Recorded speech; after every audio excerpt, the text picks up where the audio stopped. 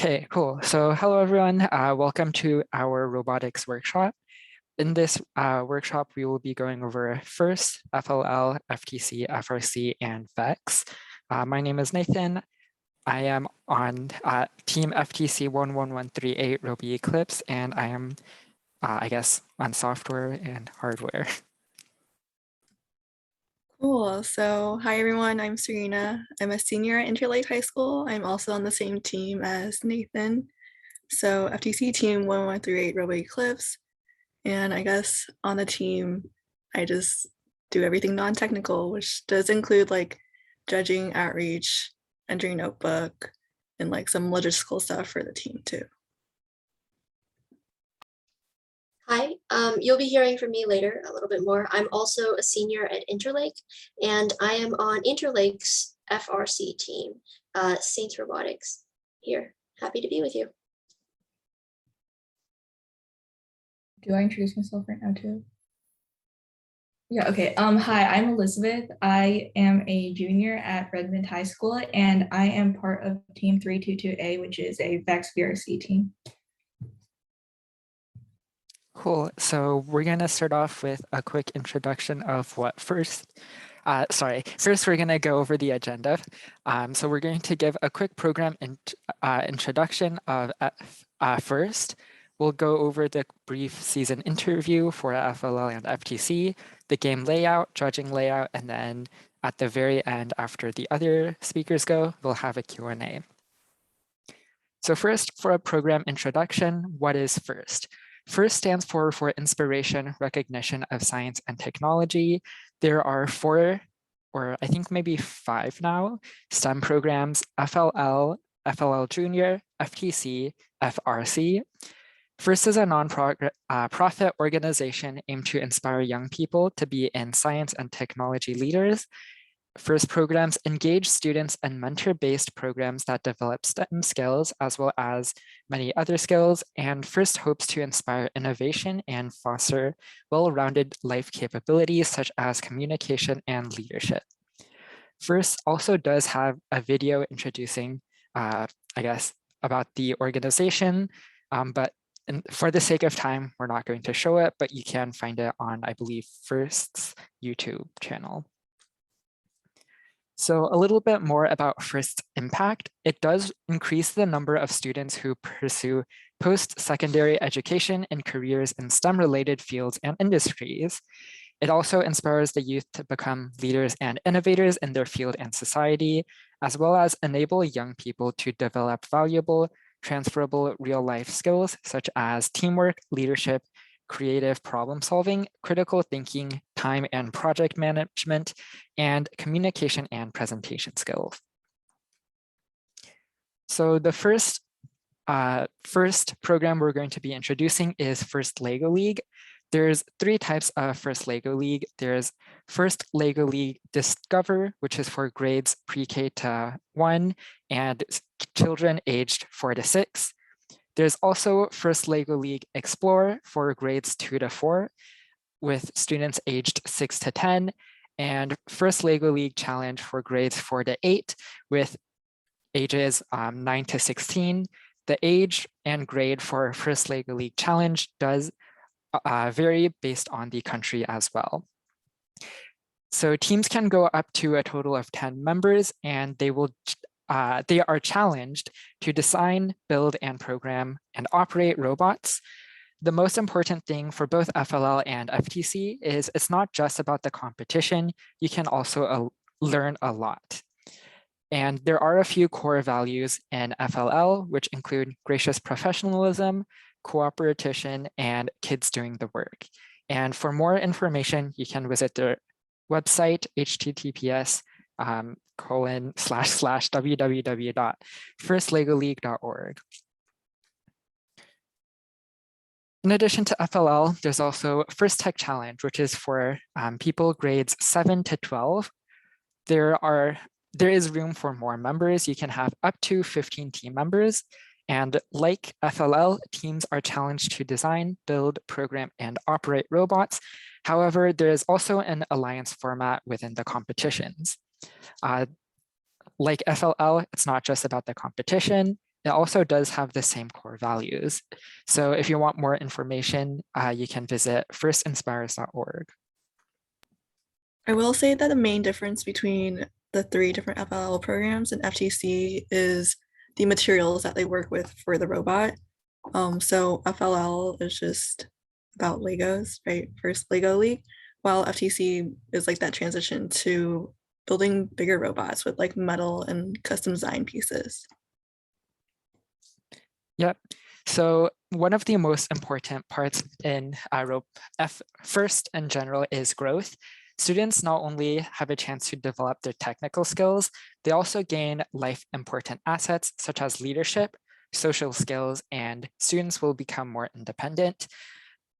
Within the teams, students can gain leadership and leadership roles as they work together and also as they host events. They gain social skills from working in teams, in their team and with other teams, and communication skills. So next, we're going to go over a quick overview of a regular FLL and FTC season. So first, if you don't already have a team, you will need to form a team. So for first Lego League, the basic requirements, you do need 2 adult coaches, but they don't need to be professionals in the robotics field. Anyone can coach as long as they are committed and are willing to spend a lot of time or time in general to help the team. Team members, I believe, is 3 to 10 team members, aged 4 to 6, which does depend on which program you're doing. So for first Lego League Challenge, it's 9 to 16. For first Lego League Discover, it's 4 to 6. So 4 to 16 is inclusive of all of the 3 programs. Teams may be of mixed age and gender. They don't need to be formed from an organization. It can just be a group of friends, and teams may be from different schools. And that is for FLL. For FTC, the basic requirements are still 2 coaches. Again, they don't need to be professionals. However, the team member requirement changes from 3 to 10 to 2 to 15.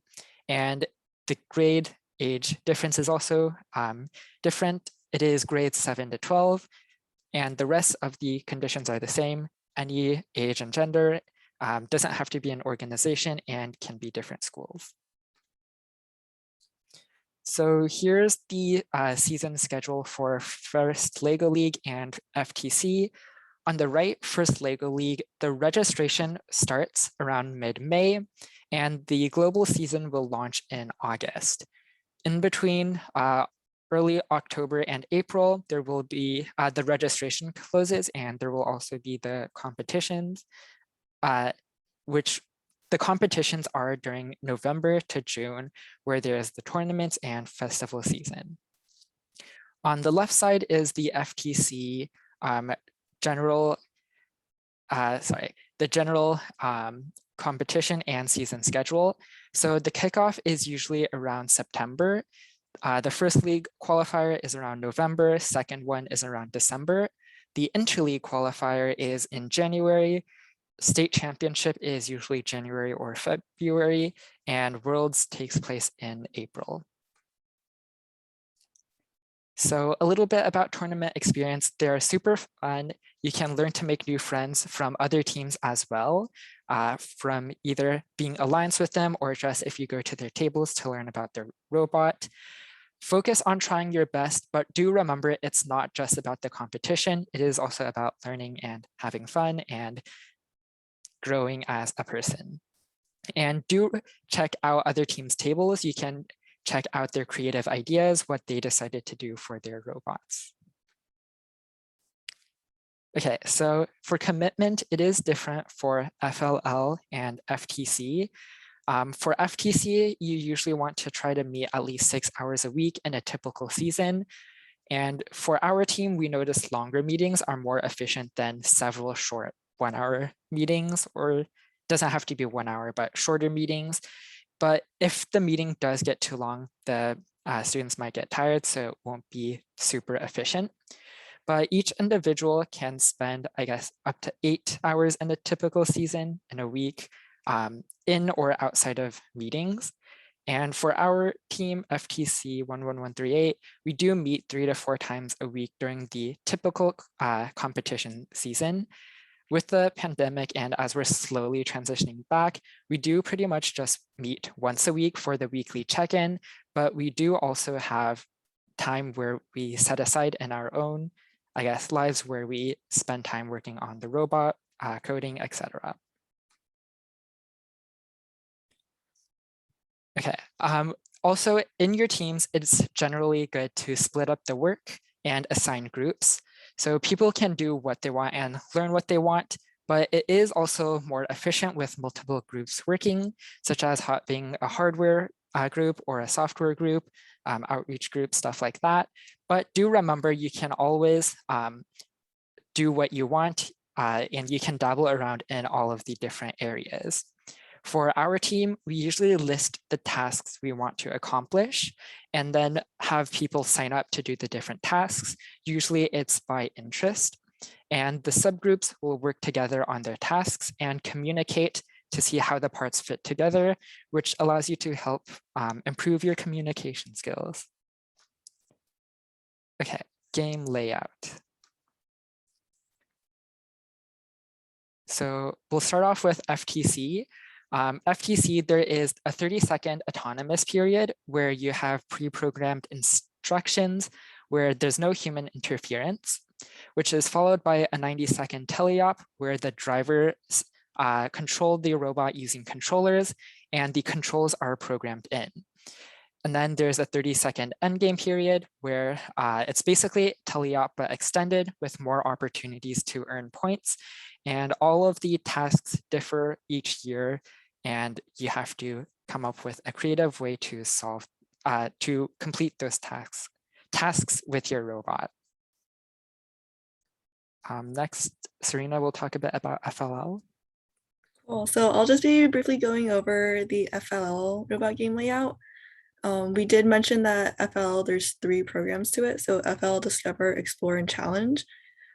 So these programs are actually quite new to the first program. I guess they just rebranded it. So there's just like a little bit of like unclearness as to like what each program will look like.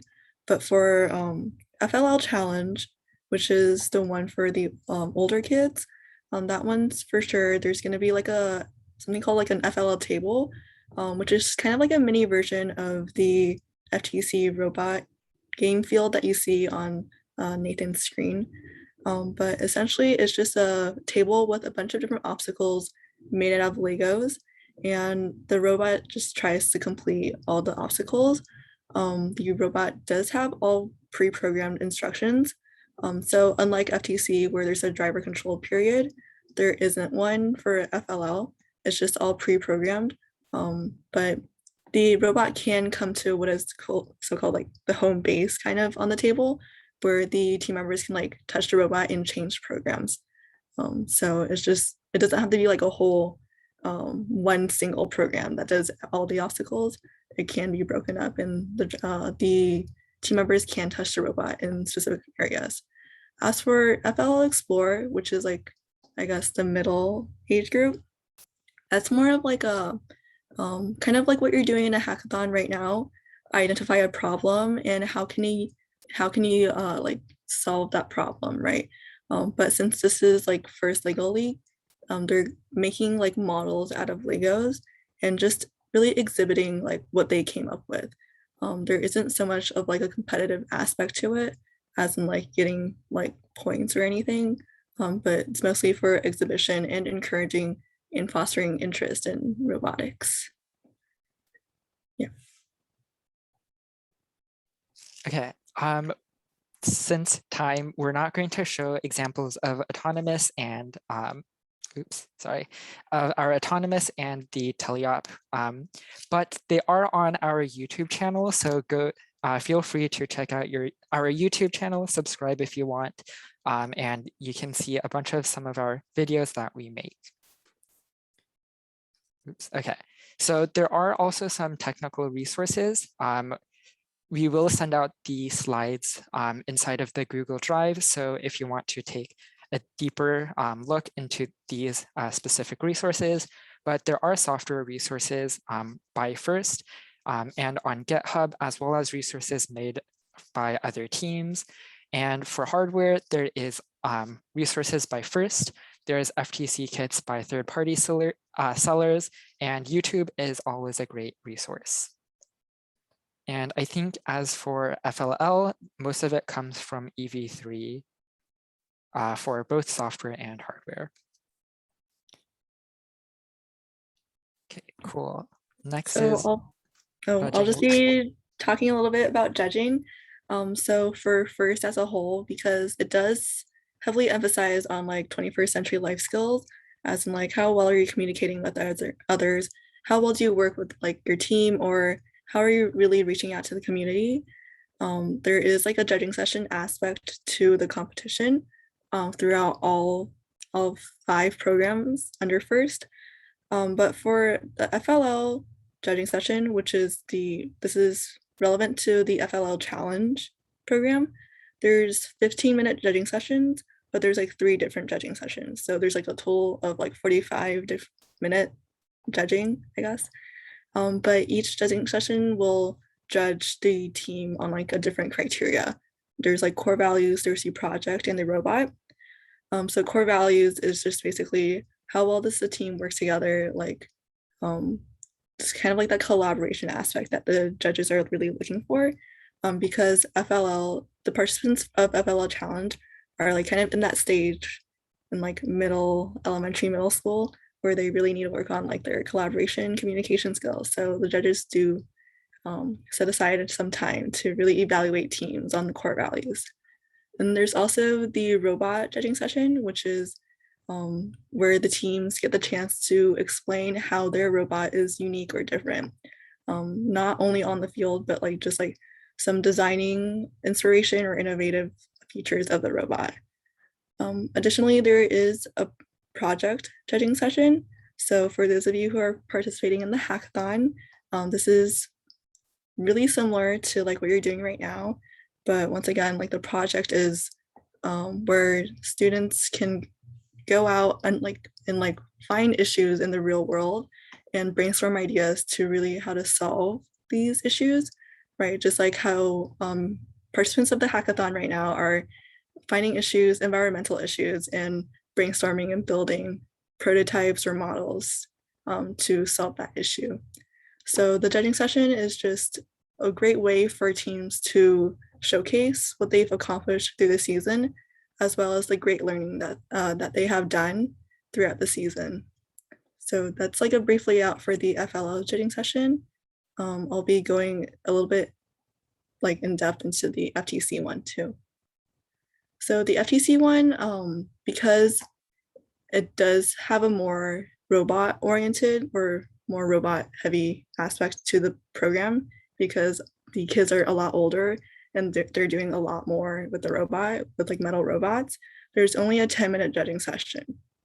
So the teams can choose however they want to divvy up the 10-minute judging session, whether it be they can talk about their community engagement or they can focus more on their accomplishments with the robot.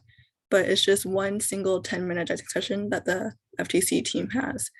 And this is, once again, a really great way to really showcase what the team thinks is its greatest accomplishment. So this might not only be inhibited to the robot game, but also their community engagement or how they run the team.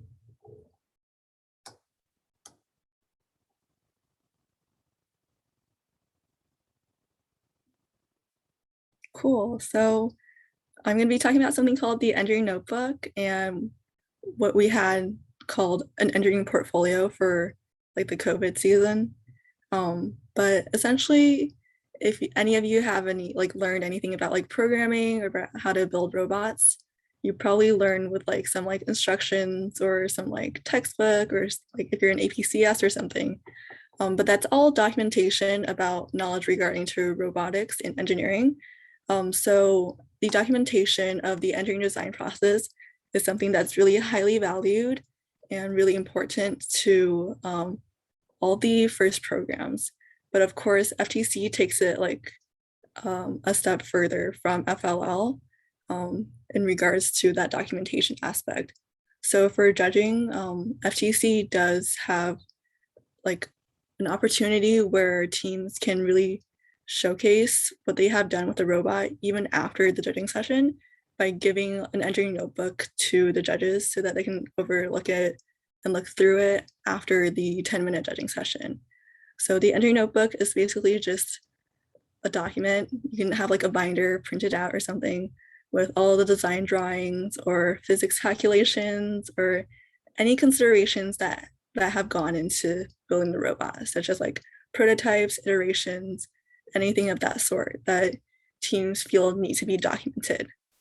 There's something called the engineering portfolio, which is basically like a summary of the engineering notebook that FTC had last year because of COVID, and probably because engineering notebooks can tend to be like a really huge document. So it might have been really hard to like send over the internet or something. So the organizers of FTC just basically required a engineering portfolio, which is like only a 15-page like limited document to showcase all the work that the team has done.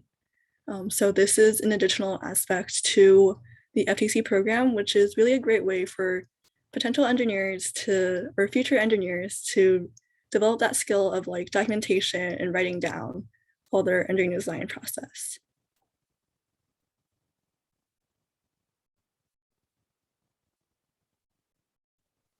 Yeah. Cool. So, Sorry, go ahead. okay. Well, this is just our contact page. Nathan and I have like really briefly gone over the FLL and FTC programs. So if you're really interested in like the FLL and FTC program and think it's like a right fit for you, you can definitely go ahead and contact us. If you email us like or DM us on Instagram, it'll probably be me who responds back to you. So I don't bite. You can just go ahead and reach out to me if you're curious about FLL and FTC. And next, we're just gonna go dive into FRC with Delaynie. Hi, we actually have another member who just joined. His name is Mihir. So while I start sharing my screen, Mihir, do you want to introduce yourself a little bit? Hi, my name's Mihir. Sorry, I came late. I was out and I did not look at the time. Sorry about that. But my name's Mihir. I am in 11th grade currently, and I've been in FRC for about, this is my third year. Yeah. And when were you on FTC? I was on FTC actually last 2 years as well. So I double did stuff. So yeah. Yeah, so you have a little bit of, both of us actually were on FTC and more recently though. But yeah, so we're here to share with you a little bit about what is FRC, maybe answer some of your questions. I know one question I get pretty often is 1899 the year you're founded in? And the answer is no, that's actually just our team number. Robotics was not, first Robotics was not around then. They actually got started in the early 90s. So that's a little fun fact. But yeah, so a real quick sort of compare and contrast between first robotics competition and first tech challenge is essentially the scale, right? With FTC, your robots, you can carry like in your arms, one person. But with FRC, robots are a lot bigger and they're over 120 pounds usually. So the scale on that front is much larger. The game field, I know you saw a picture of an FTC game field. FRC game field is again a lot bigger. And in my opinion, it's a lot cooler. And just because it's so big, teams are also a lot bigger. They usually have around 50 students. Sometimes it's 30, sometimes it's more. It's usually based on, you know, that year. But yeah, generally they're definitely more than like 10 people in FLL or FTC. And up in the top right corner, we also have sort of a calendar. Usually, especially in a non-COVID season, we have something called preseason, which starts November to December. And that's basically just training our new members, getting them ready for competitions. Because another difference with FRC is that the teams tend to stay around longer than FLL and FTC, because with FLL and FTC, they're usually community based. It's usually like a couple of parents running it. But with FRC teams, again, scale, they have a much bigger budget. And so they get funding from the school because, sort of like football or debate, they're a school organization. And so we get a lot of support through the school. And similarly, like football or debate, students graduate, every 4 years. You go through and you leave. So a big thing that we focus on is recruitment, and then on top of that, retention. So making sure that, once we graduate, the team is still going to be here. And then more importantly, that we have students that are still going to be there who are dedicated and passionate about what we do. So that's preseason, that's sort of training. It's a lot of new people and a lot of new faces, sort of like the start of the school year. Next, there's kickoff, which is one day. Usually this year, it's January 8th. Usually it's within the first week of January. And that is when they reveal the game. Different from FTC and FLL. Our game doesn't get released until January. And then we have about 2 or 3 months to then build a robot, a 125-pound robot, essentially from scratch, build that to play this year's game. So it is a lot of work. And speaking about time commitment, again, scale, FRC, essentially you get as much as you put into it. We do have some members who put in a good 20, 30 hours a week during build season, because it is a lot, but it's a lot of opportunity to learn. It's a lot of work, but it's a lot of fun and a lot of opportunity.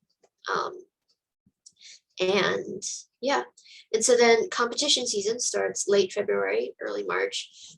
Teams go to at least 2 competitions each season. Some go to more, some make it on to district championships or world championships. And well, in the next slide, we'll talk a little bit more about, not next slide, slide after that, talk a little bit more about competitions. Mihir, do you want to talk about something related to competitions, but collaboration between teams? Yeah, so in FRC, like most other, or like all other first programs, we really try to encourage cooperation and collaboration between teams. The fact that even though we are competing in a robotics competition against all of these other teams, we're still together as part of the first community, and we all grow from each other. So common examples of this you're going to find is, for example, outreaches. So we'll add a lot of outreaches. You're going to see multiple teams. Like, for example, we're going to talk about this a little bit later, but one of the organizations that we have within Interlake Saints called the BA is a combination of 5 FRC teams from Bellevue, which share resources. A lot of times we also go into other people's workspaces as well. And for example, if Sammamish had a CNC router and we didn't and we wanted to borrow that, we just go in one of their days. I know Energy, another Bellevue team, also has a robot game that we also like to use as well, like a professional robot field, especially because of scale. Not all teams have that. So it's really important that we do rely on our peers to be able to go into other people's workspaces. And it's really a lot of fun.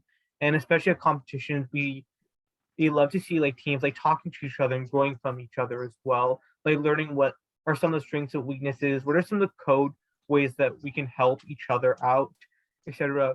One of the common things that is not necessarily really common, but it's really, or not really part of first professionally, but it's really fun to do. It's pin walls and stuff like that, just collecting team pins and then just having those, because it shows how all of these teams came together as this one competition, and how you can interact from everyone. And even in world championships, you interact people from other countries, which is really cool. And you can see culture and stuff from different teams. Yeah. One sort of fun team interaction that we've had in the past is back in 2020. It was actually our most recent competition. And one of the teams, so the picture on the right here is a picture of our pits, sort of like race car pits, between races or in between laps. The car goes to the pits to get its tires changed or something. That's kind of similar in robotics. And so that's our pits. And you'll see don't know if you can see my mouse, but there are these little orange candies kind of sitting on the desk. And there's a squirrel in the right-hand side, sitting on top of our robot. And that was one team that pranked our pits, and they left. Their color is orange and their mascot is a squirrel. So they came in early one day and just like pranked our pits. We got a lot of candy out of it, which is nice. But it was kind of funny. They also left like a really funny poem or something. So it's always great. You know, you have friends in the FIRST community. You're all gathered together because of a common interest. And so it's really nice to be able to interact with that community. Honestly, I can say without a doubt, competitions are the things I have missed the most about me personally, about the pandemic and about FIRST, because you have a lot of people here. Yeah, you have a lot of people sitting in a high school gymnasium, and you can see these splotches of color of each team wearing their team color. And there's just a ton of people all cheering you on. It's a little bit overwhelming, but it's also, you know, such a positive experience. And yeah, and you know, hopefully that's going to start back up soon. But yeah, as Mihir was saying, it's really great to be able to interact with a bunch of people through robotics. Similar to FTC and FLL, there is judging during competitions. And they're really cool people, the judges. They walk around the pits. Some of them have really cool jobs like at Boeing or Expedia. So if you're ever in an FRC pit, don't be afraid to strike up conversation with a judge. They're really great people to talk to. And usually they're walking around asking teams about the bot. They're taking notes about their, because, you know, as something that the founder of FIRST, Dean Kamen, always says, that in FIRST, anyone can go pro, right? There's so many opportunities to learn, grow, and succeed, such as not just winning competitions, winning matches, but winning awards as well through creative design, strategic planning, and so much more. Yeah, definitely to expand on Delaney. There's also one of the great things about FIRST is it's not just about robotics, but it's about like business and outreach as well, and communicating with the rest of the FIRST community. Like if you don't get along with like other teams, it's really hard to do well and stuff like that. And you can really see that, especially with not just us at pits and stuff, but like small little like spirit events as well, such as like everyone going down when music plays and starting to dance and stuff like that, or everyone just talking to each other before like the field's officially open, but like everyone's still there ready to work on the robots, and everyone just communicates and have a wonderful time. Yeah, one thing that FIRST, it's sort of a phrase that they coined, is cooperation and gracious professionalism. That is a bit of a mouthful. Cooperation is basically cooperation and competition, usually two things that are completely different, but yet FIRST makes it work. Similarly, I think Nathan and Serena mentioned competitions or matches have alliances. Now in FTC, it's two teams against two teams, two alliances. In FRC, it's 3 teams competing against 3 teams. And so how FIRST really creates this amazing culture of cooperation is that they randomly mix up the alliance competition between each match.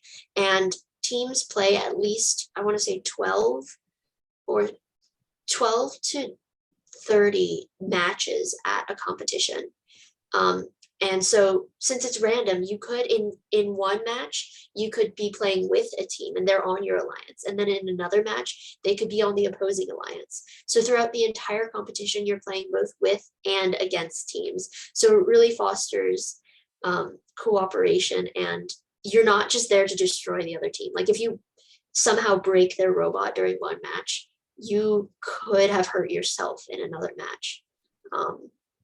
So yeah, you never know, and that's kind of what keeps it interesting. Next, gracious professionalism. Sometimes I say that is good sportsmanship, but with more syllables. Again, it's just being nice. You find a lot of nice people in FIRST, and that's, you know, one reason I like it a lot. Yeah, you definitely have like people who come from like all different backgrounds and stuff, and like everyone has like completely different hobbies like outside of robotics, but like everyone does like come together for this one common thing, just because there are so many different opportunities, for example, like business and managing outreaches and safety and actually programming and building bots and all of that. Everyone comes together for this like one team or like one like organization. Speaking of sort of that diversity, contrary to popular belief, robotics isn't just sort of a bunch of like antisocial computer nerds. It's also got some really artistic people and some really, really impressively talented artists. You see a picture sort of on the top middle area is a nameplate called Opportunity Tree. We have tree puns because we usually have some aesthetic wood element on our robot, which is kind of unique to Saints Robotics. And we have a team that really focuses on adding aesthetic design to things like our robot design, like a fancy nameplate, and also designing really cool, I'm not wearing it, but really cool clothes, t-shirts, hoodies, logos right here. And yeah, and so it's, in my opinion, really impressive seeing teams come to like sub-teams basically of people coming together within one FRC team to put their talents together and collaborate with that. Yeah, and definitely to expand on Delaney, we've also like had teams that like have created their own fonts and things like that, like things that you wouldn't necessarily think, like going to a robotics team, oh, this is something that a robotics team does, but they've still done it, and they've created like entire brand images and stuff like that. And you definitely have those opportunities if that's something that you're interested in robotics teams, and to be able to pursue those passions. Fun fact, an FRC team in Redmond called Sushi Squad, I don't know if you've heard of them, one of their team members actually designed their own font. So like Sushi Squad has like their own font. Talk about name recognition, like or brand recognition or something. Like it's really cool. Yeah, definitely. Yeah. So again, sort of team structure. This isn't exactly how every FRC team works because, you know, like individuals, teams are unique. Each of them have like a slightly quirky, different culture. But generally how they're organized is there's a communication side. So kind of like what Serena was saying, everything non-technical. Basically communications, how the team communicates with the outside world, whether it's other students at their school, whether it's parents at like an open house night, or whether it's students like you from our community that we just get to share with. Mihir, if you want to explain some of the more technical teams, Yeah. we have some pictures. Yeah, so we have communications, and on top of that, we also have engineering, which is what you would typically think of when you think of a robotics team. So that would be mechanical, and in our sub-team, or in our team, we have mechanical and CAD together, but like in other teams, we definitely have like mechanical sub-team, which is more hands-on, build with the robot, as you can see, the first image, and then CAD. And that's basically taking what mechanical does, but mapping everything virtually first. And that's how you make sure that your design is sound. You can do stress tests to make sure that your robot doesn't break, and that way you don't waste too much time like trying to order parts and then they break and you have to reorder parts and wait for all those shipments and stuff like that. And so that's why you would start with CAD. And you have control systems, which is basically focused more on electronics. With FTC teams, there's not much of a need for that because the robots are so small. But in FRC teams, the robot scales are a lot bigger. So you have a lot of different components. Yeah, as Delaney's showing, where you have the robot Rio, and then you have the PDP ports, and then you have the breaker, which turns, it's basically like a switch, which turns your robot off and on. You have a lot of wires talking to your different motors, your encoders, etc. And so control systems' job is to manage all of that and to make sure that all the circuitry doesn't break or backfire. And then programming, that's the hard mechanics of everything, and trying to make sure that the robot is coded and the robot actually can do something past like a shell of a robot. Yeah, so again, fun fact, this is the size of a battery that powers a robot in FRC. It's kind of heavy. Usually most like you can carry one or maybe two, 12.5 volts, maybe 13 volts. So yeah, pretty big. Again, sort of giving you an idea of the scale of FRC. And again, talent diversity, right? We have these sort of separate branches within our team, but when we're recruiting to a huge, drastically different set of different people. Right, we have people who are good like with social skills or who want to, you know, improve their social skills, sort of like giving presentations a little bit at the last minute to clubs at Interlake, or, you know, people who are good with tools and building things, or people who like to manually design fonts. We just have a complete diverse set of people, and you never know who you'll meet. So yeah, I think our next slide has some resources and a little description next to the website. If you are looking for an FRC team in your area, if you're a high school student, then you can go to the Blue Alliance, and that's basically it's basically a database of all of the teams, and you can search by location, you can search by school, and find teams in your area. And same thing for FTC, the Orange Alliance. And then the last website there is First Inspires to learn more about First. And hopefully. Yeah. And if you go to the next slide, I also added contact us pages. So yeah, or it might not be there. You might need to go out and go back. Yeah, refresh. Yeah. Here we go.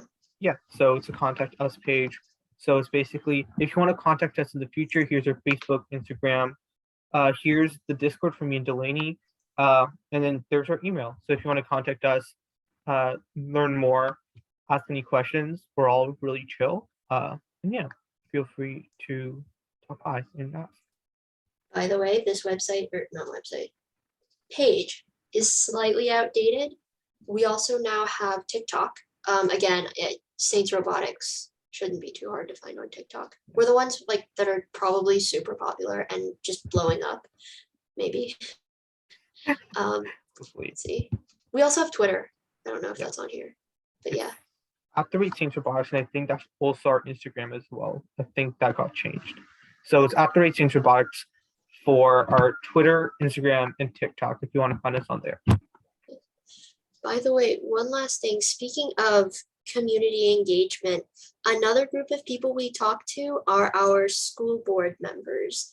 I know it sounds a little bit scary, you know, going up to talk to people like in business suits who have so much power over the school district, but we got to talk to them and just thank them for, you know, what they do, because again, since they have so much power and we are heavily involved with the school and we rely a lot on the school board's decisions really influence us a lot. And so they're a huge part of what we're able to do and how we're able to be here. So that is a picture of us with the school board members. Does anybody have any questions? I think we'll leave questions after the last speaker. Great. Okay. And last but not least, Elizabeth, do you want to talk about VEX? Yes. Okay. 1 second. Let me share my screen. I don't know how to unshare my screen, so. It's fine. When I share it, it should unshare yours. Okay. Awesome.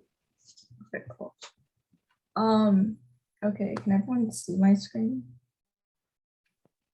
Yes. Yes. Okay. So I think I'm the only person here who does VEX, which is the other popular robotics competition. So this is just an introduction to it. So in VEX, there are 2 main competitions. The first one is VEX IQ, and this one is for elementary and middle schoolers, so grades up to 8. However, robotics, since it's kind of complex, they usually recommend elementary schoolers to be around 4th or 5th grade, and then middle schoolers 6 to 8, obviously. And in VexIQ, elementary schoolers and middle schoolers will compete separately. So it's a little more fair to everyone because you don't want a 4th grader with little to no experience competing against a very experienced 8th grader, because that's not fair. And for VexIQ, since it's slightly simpler than the high school one, it's recommended to have 3 to 5 members per team. And in each team, there must be 2 drivers. I will explain why later. And one key difference between VexIQ and VRC is that VexIQ uses plastic parts, as you can see in the photos. The top left is the remote control used for it. Top right is like all the parts you can use. Bottom left is a sample of VexIQ robot, and the bottom right is the brain. So the remote control and the brain are linked via Bluetooth. That way you can drive the robot well in a competition. So in VexIQ, there is a new challenge every year, but it's on the same field. They field elements for each new challenge cost about $100, and the parts and field and everything, the total cost is around $500 or more, which seems like a lot, but if you split it between like 5 members, it's only like $100 per person. And for VexIQ, field sizes are about 6 feet by 8 feet, and the robot size must be between 11 inches by 20 inches by 15 inches. And then for VRC, which is what I do, it's for middle schoolers and high schoolers, so grades 6 to 12. Again, middle schoolers compete on their own and high schoolers compete in a separate competition, but it's the same challenge, just different grade levels. And VRC teams, they're slightly bigger, not as big as like FIRST Robotics. It's only 5 to 7 members per team. There can be more, but it's hard to juggle like responsibilities because everyone's trying to fight for something at that point. And for VRC, they use metal parts, which makes it heavier and more dangerous because with metal parts, you need to actually use like bandsaws and Dremels to cut stuff, which is why I recommend most middle schoolers and elementary schoolers to stick with VexIQ, where you don't need to use heavy duty stuff to cut metal. And much like VexIQ, there's a new challenge every year. And VRC, you can notice the cost is much bigger, much more expensive because all the parts are metal and it's more high tech as well. So it's about $1,500 or more. The field size is also drastically bigger. It's 12 feet by 12 feet, and the robot size is also bigger. Hence why it's 18 inches by 18 inches by 18 inches. On the bottom right, that you can see that was my team's robot last year. It kind of gives you a size perspective on how big these are. They usually weigh about 15 to 20 pounds. Which is why most teams bring like a box or something, because it's hard to carry a metal robot in your arms like that because it's also very sharp. So team formations, at least in the Lake Washington School District, there are some school clubs for VexIQ. I know Evergreen Middle School has one, and I think the fee there is like $25, $50 to join, and they will provide you with everything.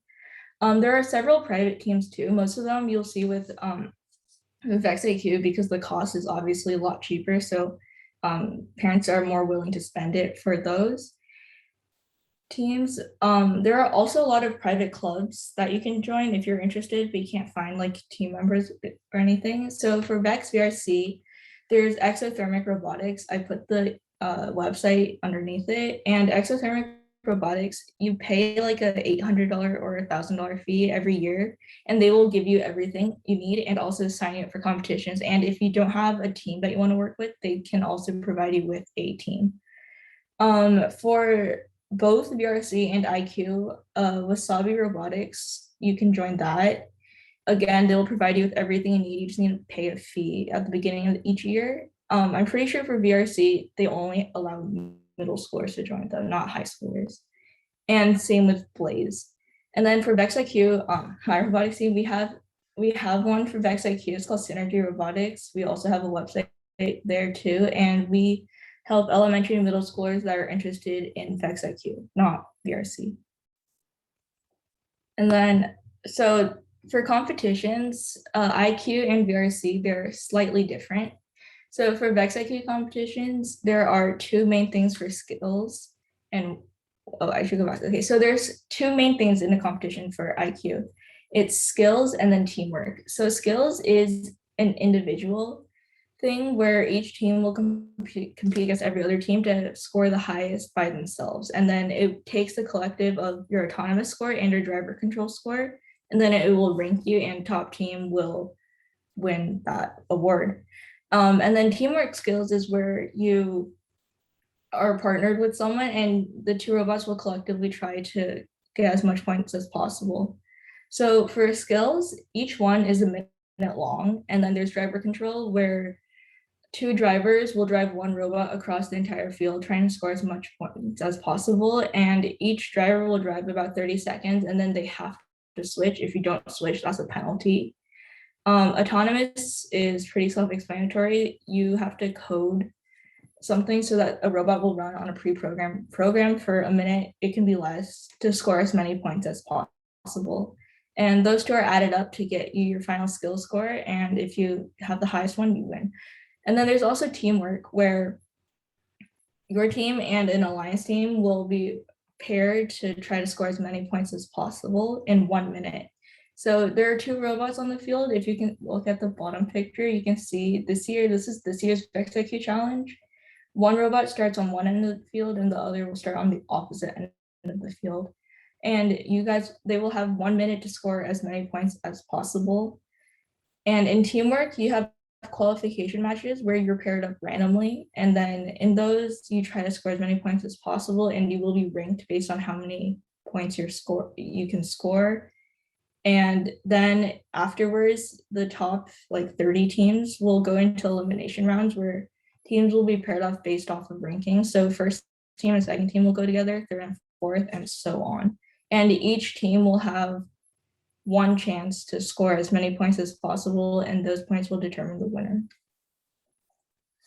And then VRC is much more confusing. So for skills, it's the exact same. There's a 1 minute autonomous, 1 minute driver control. You're ranked based off of how many points you can get, except there's only one driver, not two. And then for teamwork, this is where it gets more competitive than VexIQ, which is why VRC is for high schoolers. So you and another team will be working against another alliance. So there will be 4 robots on the field, as you can see in the bottom photo. Each one, and the bottom photo is also this year's challenge. So each robot will start in a corner. And then each team can have up to 3 members on the field. However, only one person can control the robot the entire time. And much like VexIQ, there's qualification rounds and elimination rounds. And qualification rounds, it's based off of a win-loss, not points. And then elimination, instead of going by rank, you can actually choose your partner. However, top teams get first choice, which is why you want to be top at the qualifications. And teamwork for VRC, it's also slightly different, as in you get 2 minutes for a teamwork round. The first 15 seconds, each robot has an autonomous period where they're trying to score as many points as possible on their side of the field with an autonomous. And then after that 15-second period, the points are added up. Whichever team gets more points will be awarded or something points for their overall teamwork score.